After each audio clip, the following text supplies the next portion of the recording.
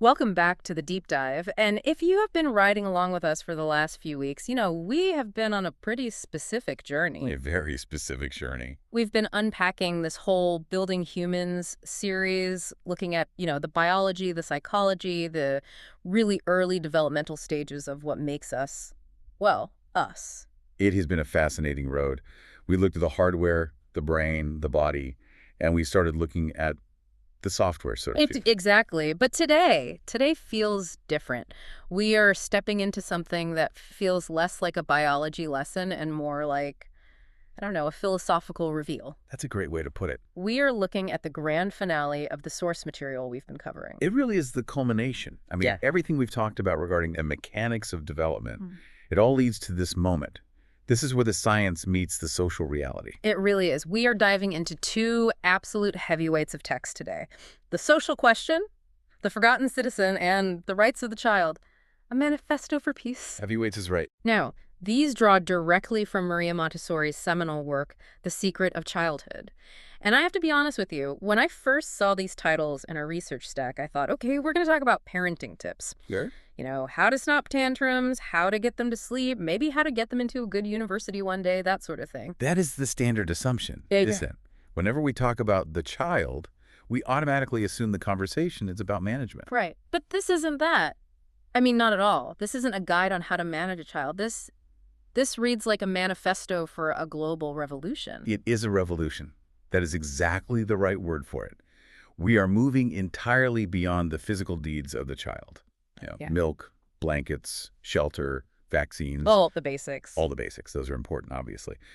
But today, we are stepping into the realm of spiritual rights. Spiritual rights. It's a conversation that shifts the focus from how do I raise this child to a much more uncomfortable question. Who is this human being and why have we ignored them for so long? It's deep stuff. And before we start unpacking it, I just want to acknowledge the collaboration that made this specific deep dive possible. It's important. We are digging into this material thanks to the Al-Mahaba Foundation and the Dar el-Khalima Publishing House. And it is so important to frame everything we say today under their guiding principle. It really sets the tone for this entire discussion. It does, which is Love for all and service to all. love for all and service to all. It sounds so simple, it sounds nice. But as we are about to find out, applying that concept to children, truly applying it, is surprisingly difficult. Incredibly difficult. It challenges everything. So let's start with the hook that grabbed me right out of the gate. The source material poses this central mystery, almost like a detective story. It frames it as a massive contradiction in our modern world. Exactly. It points out that in our modern society, we have laws for everything. We have labor laws to protect workers from exploitation. We have rights for women. We have civil rights. We even have environmental laws. We have environmental laws to protect trees and rivers and endangered species. We have entire legal frameworks, huge ones, dedicated to protecting non-human entities. Right. And it's so normal to us. But the text asks this question. Why is there no law for the child's soul? Why is the child considered the most ignored citizen? It is a striking contradiction, isn't it? When you really stop and think about it. We claim to love children more than anything else. Absolutely. We say children are our future. We put their photos on our desks. Politicians kiss babies on the campaign trail. It's the ultimate symbol of innocence and hope. And yet, if you look at the actual legal and social structure of society, the child is the forgotten citizen. That phrase, it really gave me pause, the forgotten citizen. It feels so contradictory because, like you said, we are obsessed with our kids. What does forgotten actually mean in this context? It means that while we acknowledge the child physically, we feed them, we clothe them, we make sure they survive, we completely ignore them socially and spiritually. So we keep the body alive, but not the spirit. In a sense, we don't see them as fully fledged members of society with their own agency, their own rights, their own purpose. We see them as appendages to adults. Like accessories. Here is the first provocative truth from the source material, and I really want everyone to just sit with this for a second. We treat children as property, not as human beings. Whoa, okay, let's unpack that.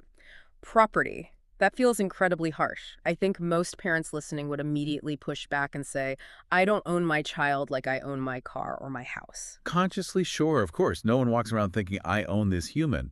But look at the subconscious behavior. Okay. Look at the legal framework. Yeah. Look at the way society is structured. The text argues that because adults feed, clothe, and shelter the child, we internalize a sense of ownership. We think, I made you, I provide for you, therefore, you are mine. It's the classic my house, my rules mentality, but taken to an existential level. Precisely. It creates a dynamic where the child is subject to the absolute will of the adult, with no real rights of their own. Give me an example. Well, if an adult wants to move across the country for a new job, the child moves. No discussion. If the adult wants the child to wear this or eat that or believe this, the child must comply. Their preferences are seen as cute, maybe, but they aren't rights. Exactly. They're whims, not fundamental rights. And this creates a power dynamic. The ultimate power dynamic, it sounds like. It is. Maria Montessori describes children as a social class that has been oppressed by the adult world for centuries. A social class. Yes.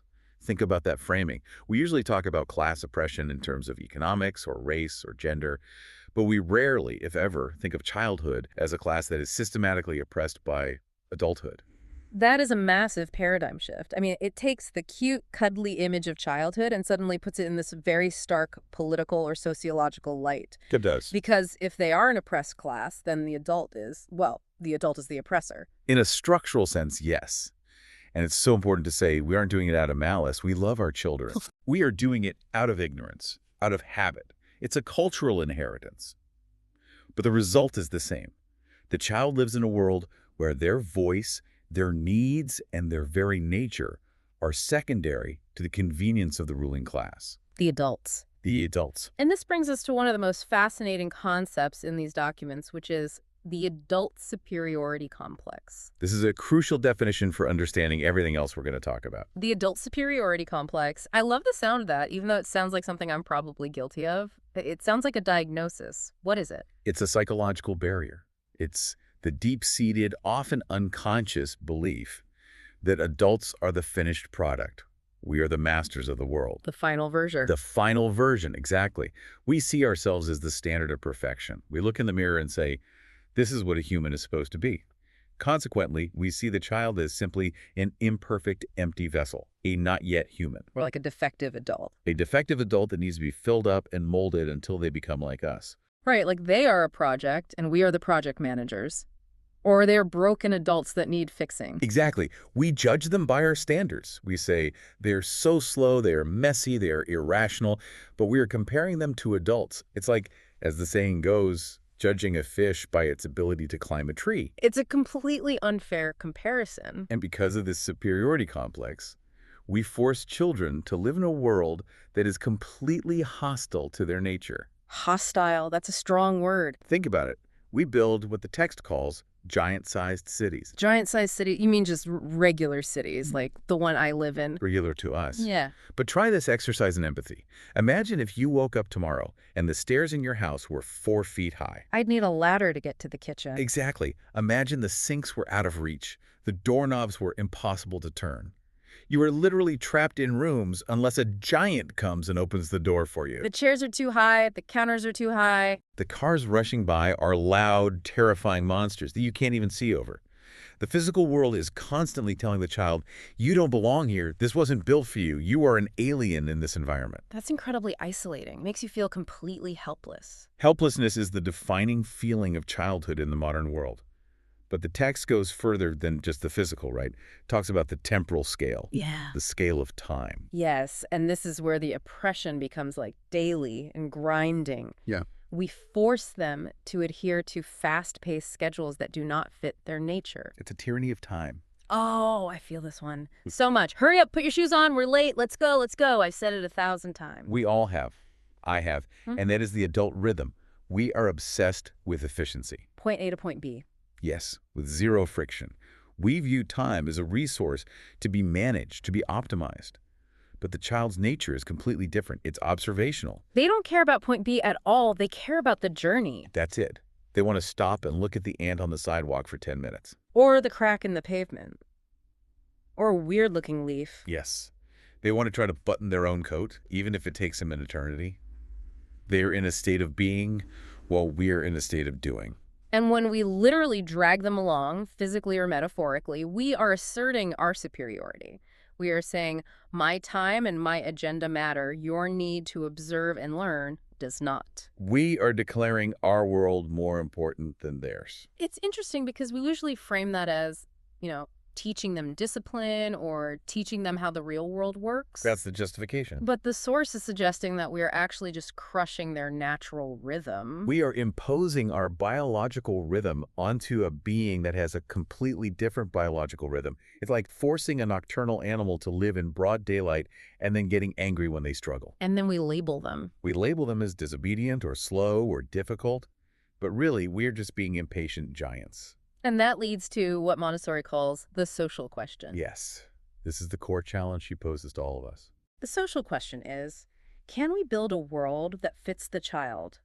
Can we stop seeing them as small adults who are just failing at being big adults? And start seeing them as a distinct type of human being with their own valid way of existing in the world. It's asking us to stop trying to, pull them up to our level and instead respectfully come down to theirs. But not in a condescending way. No, not at all. But to actually try and understand their reality. And to recognize that their reality is legitimate. That is the key. Their desire to watch the ant is just as valid, and from a developmental scientific perspective, perhaps more valid than your desire to get to the grocery store 5 minutes earlier. Wow, okay. So if we're stuck in this property mindset and we're viewing the child as a burden we have to manage or an object we own, how do we break out of it? The source material suggests a total reframe, a complete inversion of how we see them. It says we need to move from viewing the child as a burden to viewing them as a builder. This is one of my favorite economic inversions in the text. It fundamentally challenges how we value human life. Okay, let's get into that. Because the common narrative is children are expensive. Oh, incredibly so. Yeah. The diapers, the clothes, the food, the schooling. They are consumers. In pure economic terms, they are a drain on resources. Yes, they don't have jobs, they don't pay taxes, they just eat resources, require health care, require education, and, well, they destroy your furniture. Right. They are a liability on the family balance sheet. If you were running a business, you'd fire them immediately. Yeah, it's a funny way to put it, but yes. But the source flips the script completely. Mm-hmm. It argues that the child is not a consumer. The child is actually a producer. A producer. A producer of what? They aren't making widgets. They aren't coding software. What are they producing? They produce the adult. Okay, Yeah. that's a big philosophical idea, but let's ground that. What does it actually mean to produce the adult? Think about every single person listening to this deep dive right now. Right. Think about yourself. You exist as you are because a child built you. The child I used to be. The child you once were constructed your intelligence. They constructed your ability to walk upright, a massive physical achievement. They constructed your language, literally built the neural pathways to understand grammar and syntax from scratch. They constructed my personality. Your emotional capacity, your ability to reason, your sense of self, all of it. That child was the worker, and you are the product. So the child is the worker and the product is the human race. Exactly. The child is the construction site of the human spirit. That child did the incredibly heavy lifting of constructing a human personality from nothing. And when you look at it that way, When you look at it that way, ignoring the child's social rights or their spiritual needs is the most foolish, short-sighted investment strategy imaginable. because we are sabotaging the production line. We are. Think of it this way. We invest billions, trillions in technology, in skyscrapers, in infrastructure, what you could call the hardware of civilization. We pave roads, we build bridges, Yeah. but we are failing to invest in the software, the human spirit itself. And if the builder, the child, is oppressed, rushed, disrespected, and treated like property, what kind of adult do you think they build? A broken one, a damaged one. Or an angry one, or the submissive one, or one that lacks creativity and critical thought. This is why the text refers to the child as the builder of humanity. It's not just a poetic title. No, it's a functional description of their role in the species. They're the only ones who can do this work. We can't do it for them. It really changes how you look at a toddler throwing a tantrum or, struggling with a puzzle. They aren't just playing. No. They're working on the construction site. Yes. That struggle is the work. And when we interrupt them or take the puzzle away to do it for them because we're in a hurry, We're impatient. we're essentially walking onto a construction site and knocking the tools out of the worker's hands. We're saying, your work doesn't matter. My schedule is more important than your construction of a human brain. Wow. That image really sticks, and it connects right back to that adult superiority complex. It does. We think our works, sending emails, making dinner, is real, and their work is just cute. Child's play. But their work is making the human being, which is arguably the most important work on the entire planet. Without that There's work, no humanity. there are no doctors to cure diseases, no engineers to build bridges. Unless the child builds that person first. Okay, so we've established the child is a forgotten citizen, treated as property, and that we need to see them as the builder of the future. Now let's get into the emotional core of this deep dive. This is where it gets really personal. This is where the source material moves toward its grand finale themes. And I have to play the skeptic here for a second. Please do. Skepticism is healthy. We're talking about rights and laws and oppression. It all sounds very legalistic. It sounds kind of cold, actually. Oh, I could see that. But isn't the antidote to all of this just love? I mean, parents love their kids. We are biologically wired to love them. Isn't love enough to ensure they turn out okay? Right. If I just love my kid enough. Yeah. If I love my kid, doesn't that solve the oppression problem by default? That is the ultimate question. It's the assumption we all operate under. We think, I love them, so I can't possibly be oppressing them. Exactly. And the source gives us a manifesto that answers that question with a resounding no. No, love isn't the answer. No, love is not enough. Yeah. The expert text delivers a maxim here that acts as the centerpiece of this entire philosophy. And if you remember nothing else from today, you have to remember this. Okay. Love without respect is just control. Oof. Say that again. Love without respect is just control. That hits hard. Because I think a lot of people, myself included, confuse the two. Yeah. Or we think that love automatically includes respect. They are very, very different things. Love is an emotion. It's an instinct. It rushes over you. It's hormonal. You can love something intensely and still want to possess it, to control it, to mold it. Like a pet. The perfect example. You can love a pet, but you don't give a pet the right to self-determination. Right. I love my dog, but I decide when he eats, where he walks, and when he sleeps. And I think that's good for him. Exactly.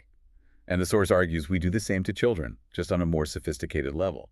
We love them, but we crush their rights as citizens of the world. We impose our will on them for their own good. Yes, we smother them with affection, but we deny them agency. We say, I love you so much, I'm going to make sure you never make a mistake. That is control, masquerading as care. So what does respect look like in this context, if it's not just hugs and kisses and saying, I love you? Respect is acknowledging their right to grow according to their own internal laws, not yours. It's an act of recognition. The source talks about protecting the child from the spiritual weight of the adult. Spiritual weight, that's such an evocative phrase. What does that feel like for the child? Imagine being a child again. You are small. The adults are huge. They are loud. They are powerful. They know everything. They control the food, the lights, the door. They control your entire reality. Their personality is so heavy that it can crush your emerging personality. If the adult is always directing, always correcting, always intervening, their weight suppresses the child's spirit. It can't grow. It's like a massive oak tree shading a little sapling. The sapling can't get any sun. That's a perfect analogy. Respect means the adult has to consciously hold back that weight. We have to create space for the child to exist, not just as a reflection of us, but as themselves. That requires a lot of humility. It requires immense humility. It requires the adult to say, I am not the master of this life. I am the servant of this life. You know, it's the difference between a gardener and a sculptor, right? See more about that. A sculptor forces the clay into a shape they have in their mind. They dominate it. A gardener creates the conditions for the plant to grow, but the plant itself determines the shape. That is a perfect analogy. The gardener respects the seed. The sculptor dominates the clay. And that leads us directly into the specific rights outlined in this manifesto. Because respect isn't just a vague feeling. No, it requires granting specific, tangible liberties. And the first one is the right to spiritual independence. This brings up what I was calling the mini-me problem when I was reading the source. The mini-me problem is rampant. It's the tendency of parents to view children as, little versions of themselves. Or as opportunities to fix their own pasts. Yes. I was good at math, so you will be good at math. I failed at sports, so you will succeed at sports where I failed. Or even deeper and maybe more damaging. I am anxious about the world, so I will teach you to be anxious about the world. Yes. That is a profound violation of the child's right. The source says the child has a fundamental right to be themselves. their own person. So how do we facilitate that? We need to shift our perspective from seeing the child as an object to be molded, which is a passive role for them, to seeing them as a subject to be served, which is an active role. Subject versus object. That's the grammatical shift of the century. It changes everything. If the child is an object, I do things to them. I wash them, I feed them, I educate them. They are a recipient of action. But if the child is a subject, I do things for them or with them. They have agency. They are the protagonists of their own story, and I am a supporting character. The text uses a beautiful word here, trust. The child's spirit is not our property. It is a trust. We are guardians of it, not owners. and what does that independence look like practically? Because I can hear listeners thinking, so I just let them do whatever they want. Is this Lord of the Flies, just feral children running around? No, and that's a very common misconception, a really important one to clear up. Independence does not mean abandonment or neglect. It's not chaos. It's freedom within carefully prepared limits. It includes specific liberties, the right to their own rhythm, which we discussed, the right to have their own interests. So if they love dinosaurs and I hate dinosaurs, I have to respect the dinosaurs. You have to respect the dinosaurs. And, very importantly, it includes the right to make their own mistakes. Oof. That last one is tough for the modern parent. It's so tough. We want to be the snowplow parent, clear all the obstacles. We want to save them from failure. But when we do that, we violate their spiritual independence. We are sending a very clear message. I don't trust your ability to navigate this world. You can't handle it. You can't handle it, so I'll handle it for you. We replace their experience with our experience. And that stunts the builder. How can they possibly learn cause and effect if we always remove the effect? It's like we are trying to live their life for them, which implies their life isn't really theirs to begin with. Precisely. If you correct every error before they even make it, you are stealing their opportunity to learn. You are telling them, with your actions, you are incompetent. That is the opposite of respect. So a respected child is allowed to spill the milk. A respected child is allowed to spill the milk and then is given a sponge and shown how to clean it up. So spiritual independence is about backing off. It's about being the observer, not the dictator. It's about trust. Trusting that the child has an inner teacher, an inner drive to develop, and that your job is to support that drive, not to replace it. And this connects so perfectly to the second major right discussed in the sources, which I think is even more counterintuitive for our culture. This one's a big one. The right to purposeful activity, or simply, the right to work. And we have to be very careful with that word. Yes, let's clarify this immediately. When we say work, we are not talking about sending 6-year-olds to the coal mines. We are not talking about economic exploitation. No, absolutely not. We are not talking about labor for profit. We're talking about developmental work, purposeful activity that builds the person. The source contrasts this work with what we usually give kids instead, which is entertainment. It brings up screens, toys, and our cultural obsession with keeping kids quiet. The expert voice in the text labels this behavior, this reliance on passive entertainment, as mental imprisonment. Mental imprisonment, that is not a subtle term, that's designed to shock. It's meant to shake us awake. Think about a child staring at a screen for hours, or being strapped into a container like a bouncer or a high chair for long periods. Or given a toy that only does one thing, like a button you press that makes a noise. Are they passive or are they active? They are being entertained, yes, but are they developing? Are they using their hands and their minds to affect the world around them? The source implies they are stagnating. It's worse than stagnating. Yeah. They're being denied a fundamental psychological need. A child who cannot work is a child who cannot grow. Humans, at every age, have an innate drive to be useful, to affect their environment. It's how we build self-esteem. I've seen this in real life a million times. You see a toddler wanting to help unload the dishwasher. Yes. It's messy, it's potentially dangerous, it takes forever, they might break a plate. So the parent says, no, go play with your iPad, and does it themselves in 30 seconds. And in that moment, as well-intentioned as it is, we have excluded the child from human life. Yeah. We do it for safety or for speed, but the message the child receives is, you are not needed here. You are not capable. You are not capable. You are just a guest in this house. Go be passive while the real people do the real work. And that creates a deep sense of exclusion. A deep sense. The text argues that a useless human being is an unhappy human being, even at age 3. So they have a right to real work. Yes. A right to wash the table, to dress themselves, to carry something heavy, to cut a banana with a small knife. This isn't about chores. This is about building their coordination, their focus, and their self-esteem. It creates dignity. Yes, dignity, that is the perfect word. A child who can tie their own shoes has a different level of dignity than a child who has to have it done for them every single day. A child who can prepare their own snack feels capable. It's so interesting how we try to save them from work, thinking we are being kind. Oh, let them be kids. They have their whole lives to work. We project our own fatigue onto them. But we are actually starving their spirit. We are confusing work with drudgery.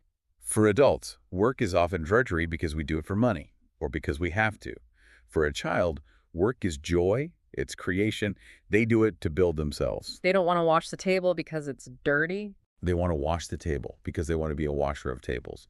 They want to master the movements. They want to master their body. So we're treating them like guests in their own home or even in their own lives rather than as full members of the family. Absolutely, and this is key. Service to the child doesn't mean doing everything for them. That's servitude, and it creates helplessness. So what does it mean? Service to the child means preparing the environment so they can do it themselves. It means buying a small pitcher so they can pour their own water. It means putting hooks low on the wall so they can hang their own coat. Help me to do it myself. That's the classic Montessori phrase, isn't it? It is the plea of every child. And ignoring that plea in the name of speed or convenience is a violation of their rights. Okay, so we have the right to spiritual independence, letting them be who they are, and the right to purposeful activity, letting them do meaningful things. Now let's zoom out, way out. To the global scale. Because the source material doesn't just leave this at the level of the individual home, it connects these rights to the fate of the entire world. This is the grand finale, the ultimate goal of this entire philosophy. The source makes a truly bold claim that solving the social question of the child is the only way to solve the problem of war. This is where Montessori becomes a visionary for peace. We usually think peace is achieved by treaties or politicians or the United Nations. Right, we look at the big table where the adults sit and make decisions. But the source argues, peace starts in the nursery. That sounds incredible, but it also sounds like a huge leap. How does that chain reaction work? Walk us through the logic. Think about the adult who starts a war, or the adult who blindly follows a dictator into war. Where did that person come from? They were built by a child. They were once that worker on the construction site. Exactly. Now, if a child is oppressed, constantly controlled, disrespected, and forced into submission their whole life, what kind of adult do you think they become? Well, if they've been controlled, they probably either want to control others or they're just used to being controlled and don't know anything else. Precisely. They likely become an adult who is full of repressed anger, who craves power to compensate for their own feelings of powerlessness. That's the dictator archetype. I was small and crushed, now I will be big and crush others. That's one path. Or they become an adult who has had their will completely broken, who cannot think for themselves, who has learned that their own judgment is worthless, and who blindly follows any authority figure. That's the sheep archetype that allows the dictator to rise. They are looking for the parent figure to tell them what to do because they were never allowed to learn to think for themselves. So the warrior and the follower, they are both products of a broken childhood. Yes, they are products of a system that prioritized obedience over independence. But now, flip the scenario. Okay. If a child is respected, if they are free to develop their own spirit, if they are self-disciplined through meaningful work, not through punishment and rewards, what kind of adult do they grow into? Someone who is internally balanced. They don't have that hole inside them that they need to fill with power over others. Right. They don't need to dominate people to feel powerful because they feel an inner power. They have critical thinking skills. Yeah. They have empathy. They are peaceful, not because they are weak or submissive, but because they are whole. A happy, fulfilled person doesn't want to drop bombs on their neighbor. So a respected child becomes a peaceful adult. And a society of peaceful adults does not go to war. That is the logic. And it reframes parenting and teaching from a domestic chore to a form of patriotism. Patriotism reimagined. That's a great way to put it. The source suggests that the highest service to your country and to humanity is not just about waving a flag. It's about serving the development of the child. It's about protecting the spiritual embryo of the next generation. The text says, don't be the dictator who ignores the child's voice. Be the advocate who fights for their spiritual space. It's a call to arms, in a way. But the weapon is respect. The battlefield is the living room. It feels like the source material is essentially saying that we have been looking for peace in all the wrong places. I think that's exactly what it's saying. We look to the government, to the economy, to weapons treaties, but the roots of conflict are in the human heart, and the human heart is constructed in the first few years of life. It implies that we can't fix the world if we keep breaking the builders of the world. Precisely. Service to the child is the only way to save humanity. It's a big statement, I know. It sounds hyperbolic. It does. But when you follow the logic all the way through, from the forgotten citizen to the builder to the rights to the adult personality, it holds up. If you build broken humans, you get a broken world. If you build whole humans, you get a whole world. It puts a tremendous amount of responsibility on us, on every adult. But it's also incredibly empowering. How so? It means that what happens in your living room matters on a global scale. Hmm. It means that patiently helping a child zip their own coat or waiting for them to tie their own shoe is an act of peace. It is a political act of liberation. That reframes everything. So what does this all mean for the listener right now? I mean, we've covered so much ground. We really have. From the child as an oppressed class and the property mindset to the construction site of the human spirit. We've talked about the difference between love and respect, and I hope everyone remembers that phrase, love without respect is just control. It's the core. And we've looked at the rights to independence and work, leading all the way to world peace. It's a complete shift in worldview. It's very hard to unsee it once you've seen it. It really is. It's almost overwhelming in a good way. But for the person listening, maybe they're driving to work or folding laundry, which is purposeful activity. What is the takeaway? How do they start this revolution in their own life today? The takeaway is in the final wisdom offered by the source. It's not complicated. It boils down to 3 simple words. Okay. Observe, wait, and love. Observe, wait, and love. Break those down for us one last time. Observe who the child actually is, not who you want them to be. Look at them like a scientist studying a fascinating new species. Who is this person? What are they trying to master right now? What is their inner plan? Drop the mini-me filter. See them for them. Exactly. Then wait. This is the hardest one for us. Give them the time to do things, to think, to struggle. Don't rush in with your adult pace and your adult solutions. Check your superiority complex at the door and just wait. And finally, love. And love, but love with respect. Love them not as a possession, but as a citizen of the world.